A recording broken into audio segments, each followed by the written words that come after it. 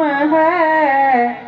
ऐसे श्री गुरुदेव को मेरा बारंबार प्रणाम है।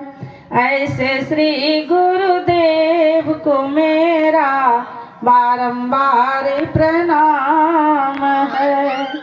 साही जिनकी काया है, संत से भी छाया है।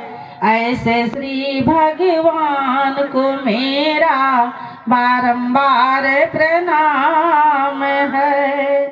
ऐसे श्री भगवान को मेरा बारंबार प्रणाम है।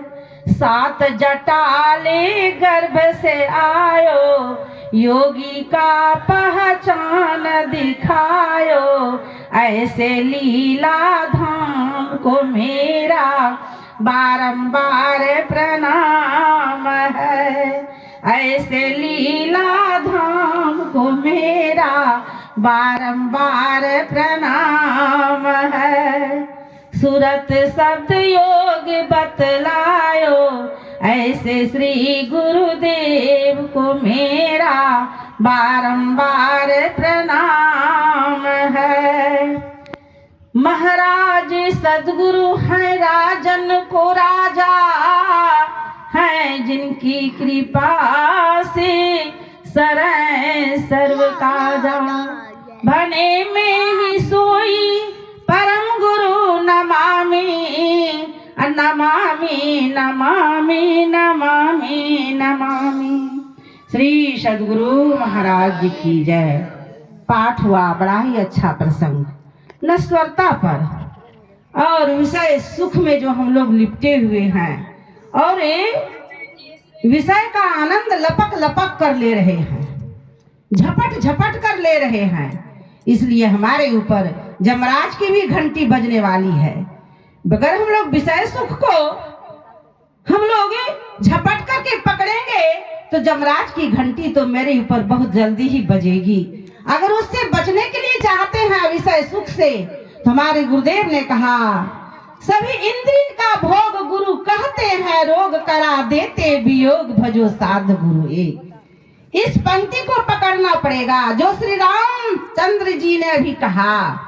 भगवान श्री राम कह रहे हैं अपने अवधवासियों पूर्ववासियों से, गुरुजनों से, पुरुजनों से और समस्त माताओं से कह रहे हैं क्या? नरतन पाई विषय मन देही, पलटि सुधाते सठ बिसलेही। ताही कबहु भल कहाई न कोई, गुंजाग्रही परस मनि खोई। भगवान कह रहे हम लोगों से कि जो पारस मणि खो करके करजनी गुंची लेगा उसको कभी कोई अच्छा कहेगा? हम लोग पारस मणि, सुबह पाठ हो रहा था कि सोने को फेंक करके मिट्टी का ढेला लेते हैं, यानी हम लोग ज्ञान को छोड़ करके और अज्ञानता के तरफ हम लोग बह रहे हैं। हम लोग डूबे हुए हैं, अज्ञानता में गोता लगा रहे हैं। एक छोटा सा कथा है, इसी पर हमको अभी स्मरण आ गया कि हम लोग यह सोचें कि अज्ञानता की लहर कहाँ तक पहुंच है।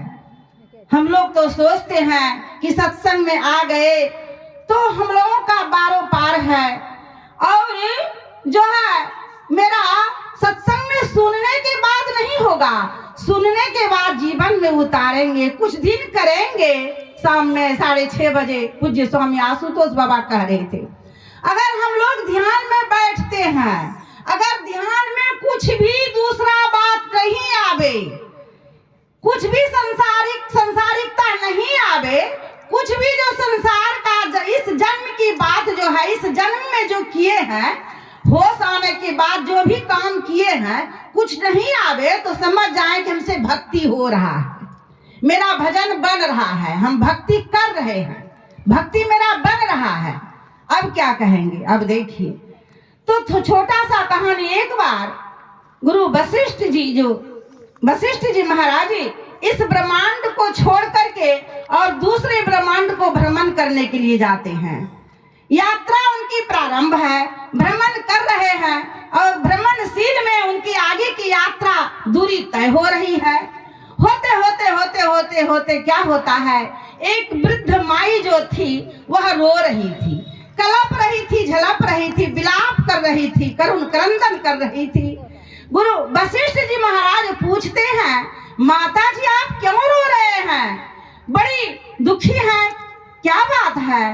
कहा बात यही है कि हमसे वादा किया था ब्रह्मा जी ने, हम आपसे विवाह कर लेंगे, लेकिन हमसे वादा किया, लेकिन अब तक वो आए नहीं हैं अपने वादा को पूरा करने के लिए, इसलिए मैं रो रही हूँ। वशिष्ठ जी कहते हैं अभी अभी मैं तुरंत जा रहा हूँ, वे तो मेरे पिताजी ही हैं, मैं उनसे कहूंगा कि आपने जो वादा का, आपने अपनी वादा को कभी छोड़ते नहीं हैं, आपने वादा किया था तो आप क्यों नहीं किए? वशिष्ठ जी महाराज जाते हैं ब्रह्मा जी के पास और पूछते हैं, एक वृद्ध माता ने आप क्या वादा किया था? वह रो रही है, कहा अभी तुमको पता नहीं है, तुमको कुछ भी पता नहीं है, अभी अभी तुरंत जो है महाप्रलय आने वाला है, तुम भी नहीं रहोगे, हम भी नहीं रहेंगे। देख संत महात्मा कहते हैं कि अज्ञानता का लहर कहां तक है। हम लोग सोचते हैं कि साल में एक बार जो है गुरुदेव की जयंती मनाएंगे तो हमारा अज्ञानता दूर हो जाएगी, लेकिन नहीं, इनकी पहुंच कहां तक है, ये कितनी प्रबल है। मन साधु मन बड़ा है जालिम, जिनको मन से पला पड़ा है उन्हीं को है मालूम, साधु मन बड़ा है जालिम। इस पर हमारे महर्षि संतसेवी परमहंस जी महाराज ने एक किताब ही लिख दिए हैं। यह मन जो है, मन माया बड़ी बहादुरी, लूट लिया संसार, लूट लिया संसार, माने नहीं केहू के जी, जो कोई बचे गुफा से ताही को पकड़ी पकड़ी ले आए जी, भागी को जो भागी के जो कोई बचे ठीक दोपहरिये में लुटा जाए जी, पलटुआ को ना ही लुटा जो सत्य राह पर रह जाए जी। देखिए उनको पहचान करने के लिए हमारी कितनी पवित्रता हो और हमारी कितनी निष्ठा हो, प्रेम हो गुरु के प्रति। पार्वती मैया भगवान शंकर से कहते हैं कि हे नाथ सुनिए, मैं आपसे एक थोड़ा सा कुछ कहने की कृपा कर रही हूँ। गुरु भक्ते परं नास्ति भक्ति शास्त्रे तु सर्वतः, अगुरु पूजा बिना नाथ कोटि पुण्यं वृथा भवेत। जब तक कि हम लोग गुरु के शरण में नहीं जाएंगे, गुरु पूजा के बिना करोड़ों दान व्रत पुण्य क्यों नहीं करेंगे, हे नाथ सब व्यर्थ चला जाएगा। इसलिए गुरु के शरण में जब तक हम लोग नहीं आएंगे, उनकी वाणी को नहीं सुनेंगे, उनकी वाणी में कितनी बड़ी क्षमता है। हमारे गुरुदेव हम लोगों को, हमारे पूज्य गुरुदेव कहते हैं, हमारे मन को जो है ये ललकारते हैं, मन को ललकारते हैं कि अरे मन तुम किधर जा रहे हो, मेरा बात सुनो। क्या सुनो? हमारे साथ 3 काल है, भूत भविष्य और वर्तमान। भूत का पता नहीं है, बीत गया, वो तो हमारे हाथ से निकल चुका है, उनके विषय में कुछ कहना ही व्यर्थ है। वर्तमान हमारे साथ है और भूत, वर्तमान और भविष्य। भविष्य तो अज्ञात है, कुछ पता ही नहीं है, लेकिन बस बचा है वर्तमान। वर्तमान में जो हम कुछ करेंगे आगे वही मिलेगा, जो करना है कर लीजिए। कब कीजिएगा? बादशाह इब्राहिम बड़े ही धर्मात्मा राजा थे और बड़े परोपकारी राजा थे, प्रजा पालक थे। प्रजा का भलाई में उसका दिनों दिन समय बीतता चला जा रहा था, लेकिन इसी पुण्य के प्रभाव से क्या हुआ? वह कौन सा पुण्य किया बादशाह इब्राहिम ने? प्रजा पालक थे, प्रजा का हितकर थे, और कौन सा उन्होंने पुण्य को सींचा जो उनको एकाएक परम वैराग्य हो गया। बादशाह इब्राहिम को, क्या राजा थे, बादशाह थे, उसको कोई चीज का कमी था? कौन से पुण्य को उन्होंने संचित किया जो प्रबल वैराग्य हो गया बादशाह इब्राहिम को? जिसमें हम उलझे हुए हैं, जिसमें हम लिपटे हुए हैं, जिसमें मेरा जीवन बर्बाद हो गया, नष्ट हो गया, पल पल क्षण क्षण कुछ बचा भी नहीं है, सब समाप्त हो गया है। आज उन्हीं को वे मूल्यवान बना रहे हैं। आज उन्हीं को त्याग करके निकल गया बादशाह इब्राहिम, फकीर बन गए। और फकीर बन करके क्या किया, तो भीख मांग कर खाने लगा।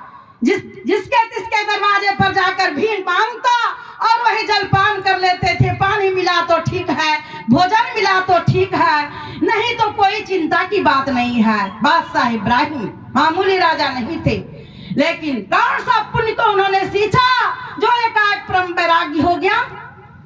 जिनको वैराग्य नहीं है उनसे भक्ति नहीं होगी, उनसे ध्यान अभ्यास नहीं होगा। जिनको वैराग्य है वही भक्ति में सफलता प्राप्त करेंगे। इसलिए तो हमारे लखनलाल जी अपने बड़े भैया से कहते हैं, हम बोले लखन मधुर मृदुवानी, ज्ञान विराग भगति रस सानी। अपने भैया से बोल रहे हैं, लखन भैया से, लखन भैया बोल रहे हैं अपने बड़े भैया से। और वाणी में कितनी मधुरता है। हमारे महर्षि संसेवी परमहंस जी महाराज कहते थे, अगर हम हलवा बनाते हैं तो उसमें चीनी, सूजी और घी तीनों होगा तब मिठास होगा, पौष्टिक होगा। अगर तीनों में से एक भूल जाएंगे तो हलवा पौष्टिक नहीं होगा। उसी तरह से अगर हम लोग भक्ति करेंगे तो ज्ञान, वैराग्य और भक्ति, ये तीनों जब तक नहीं होगा तब तक जो है हमें भक्ति हमारी प्रारंभ नहीं होगी। जब प्रारंभ ही नहीं होगी तो पूरी कैसे होगी। बादशाह इब्राहिम निकल गए, निकल चुके हैं राज्य को छोड़ करके और भीख मांग करके खा रहे हैं। कुछ दिन के बाद पुत्र को याद आया, पिताजी तो छोड़ करके गया, हमको राजगद्दी का भार दे दिया, लेकिन कितने दिन हो गए अब तक पिताजी वापस लौटे नहीं हैं। जाना चाहिए उनके खोज में, उनसे मिलने के लिए। जब निकला तो खोजते खोजते पिताजी को पहचान नहीं पा रहा था। किसी तरह से पिता से पहचान हुआ, मुलाकात हुआ, कहा पिताजी हमको राज्य नहीं चाहिए, चलिए चलिए अपना राजगद्दी वापस लीजिए और राजकाज संभालिए, हमको नहीं चाहिए, यह राज्य राजा नहीं बनना है हमको। कहा ठीक है, तुम मेरे साथ चलो, नौका विहार करो, मेरे साथ चलो और जाकर के अपने ही राज्य में, दूसरे राज्य में नहीं, चलो तुम्हारे राज्य में हम जाते हैं और तुम्हारे राज्य में ही नदी बहती है, उसी पर बैठ करके मेरे साथ तुम नौका विहार करो। नाव पर बैठ गए और कहा देखो मैं यहाँ जो मेरे पास एक सुई है और तू सुई में तो सुई को नदी में गिरा दो और कुछ देर के बाद फिर तुम नदी से वापस मांग लेना उस सुई को। कहते पिताजी कहीं ऐसा होगा, वह तो निर्जीव प्राणी है, उन नदी में सुई गिराने के बाद कहीं सुई फिर वापस लौटाएगा। उसी जगह तुरंत जो है उनको दिखा करके कहने लगे बादशाह इब्राहिम लाओ, तुमसे तो नहीं होगा लेकिन मेरे से तो होगा, तुम देखना मेरे कर्तृत्व को। उन्होंने नदी में सुई को आप गिराया और कहा देखो कुछ देर के बाद मुझे आप मेरी सुई को वापस लौटा दीजिएगा। कुछ देर के बाद वापस लौटाओ, तब से एक मछली आया और उस सुई को लेकर के नाव पर रख दिया और फिर वह मछली नदी में चली गई। कहा देखो देखो पुत्र, जो परम वैरागी भक्त होते हैं, जो ईश्वर का पक्के लाल होते हैं, उनका आदेश का पालन जो है प्रकृति भी करता है। लेकिन भक्ति ऐसी होनी चाहिए, श्रद्धा, प्रेम, समर्पण, तब जो है हमारे साथ भक्ति का प्रारंभ और पूरा होगा। और तब मुझे मेरा मन जो है हर वक्त प्रसन्न से खिलते रहेगा, अंतःकरण जो है मेरा दुखी नहीं रहेगा। हम लोग जानते हैं बेचैनी हमारी समाप्त हो जाएगी, हम लोग बेचैन हैं, किसी को शांति नहीं है, बेचैन है, दुखी है, क्या करें, कैसे रहे, कहाँ जाए जो हमको सुख मिलेगा। हमारे संत महात्मा लोग कहते हैं जन्म लिए हैं तब से रो ही रहे हैं, जन्म लिए तो रोए और भूख लगा तो रोए। इसके बाद कुछ बड़े हो गए तो विद्यालय गए, वहां पर मास्टर उनको पिटाई दी, पढ़ाई नहीं किए, टास्क दिया नहीं बनाए तो रोए, परीक्षा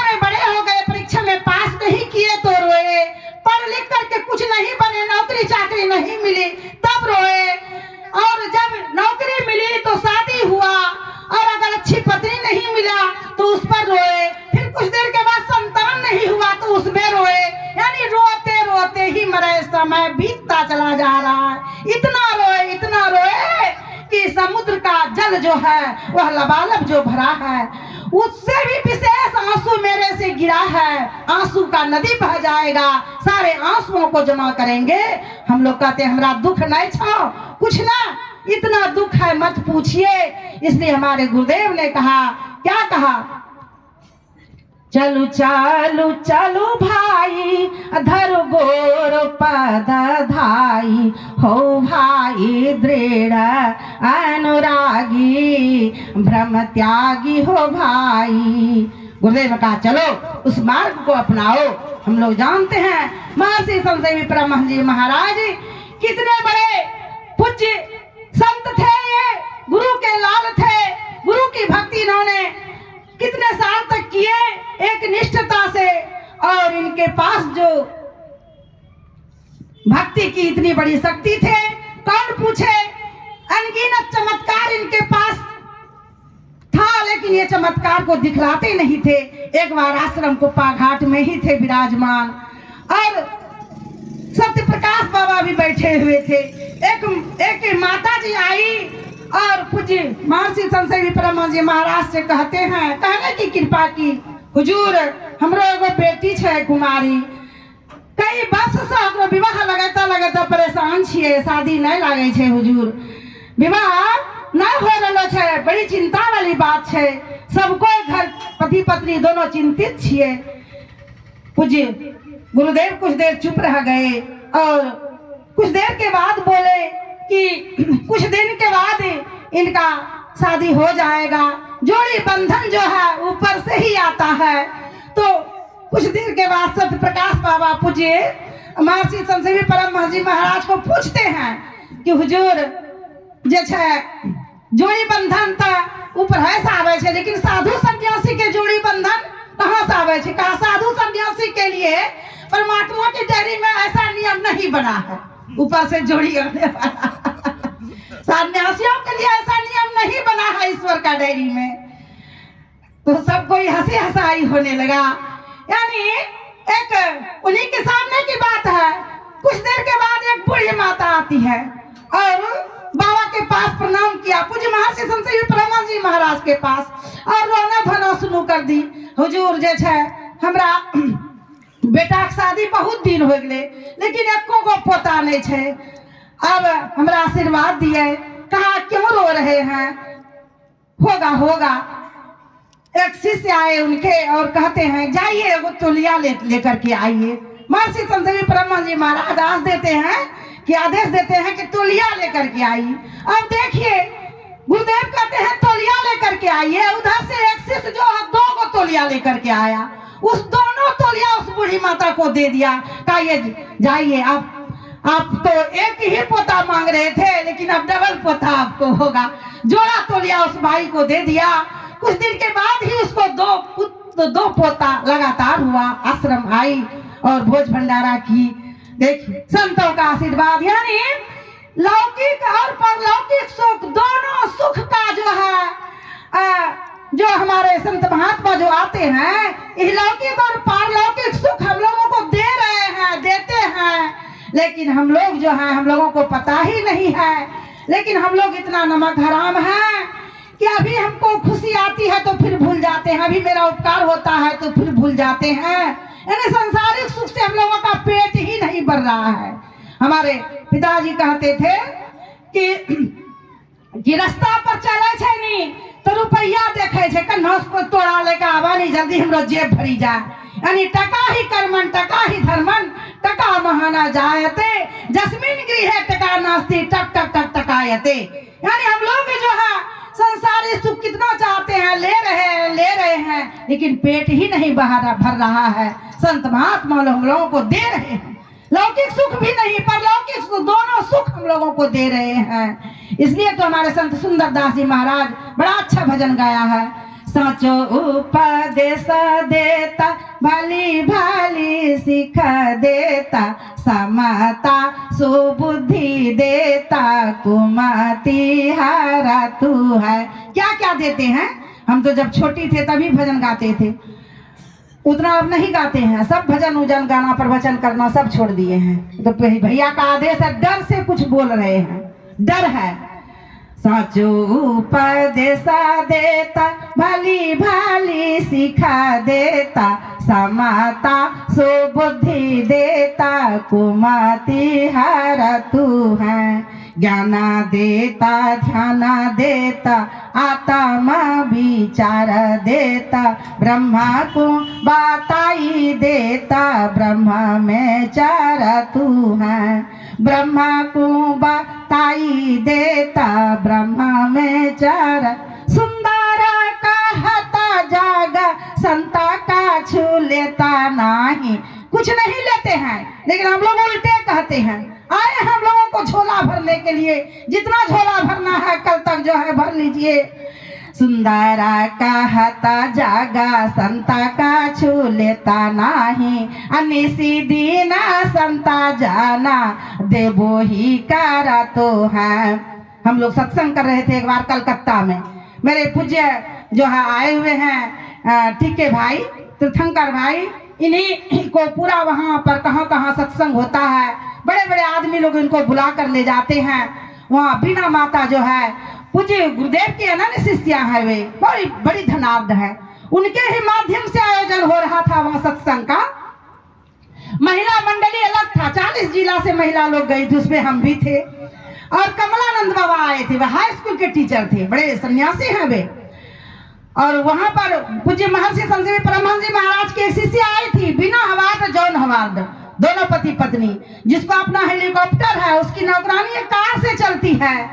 और वो भी उस सत्संग में आई थी। हमसे भी हाथ मिलाने का हमें सौभाग्य प्राप्त हुआ, हमसे भी हाथ मिलाई, बड़े झूम झूम कर रो रो कर कि मुझे दे दो भक्ति दान, वे भी भजन गाई थी। कमलानंद बाबा जो है आए थे उस सत्संग में। हमको पता है एक माता थी जो है उसको पुत्र नहीं हो रहा था, संतान नहीं हो रहा था, बार बार आश्रम पूज्य विराजमान थे। सो शरीर महर्षि संत परमहंस जी महाराज उस वक्त में सो शरीर विराजमान थे और उनको पुत्र नहीं हो रहा था। बार बार आश्रम जाती थी, रोती थी, फिर आशीर्वाद लेकर के आती थी।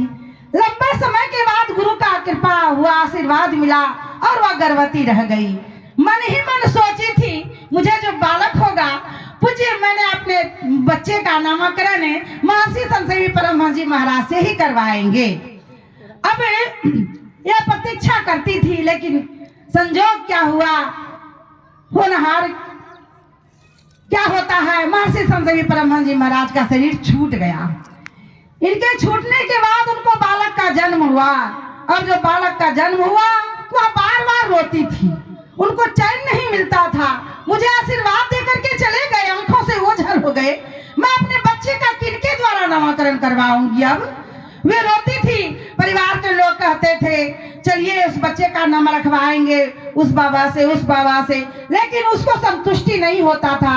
वे जब परिवार के सारे लोग जब ससुराल गई, परिवार के सारे लोग जब सो जाए, तब वह रात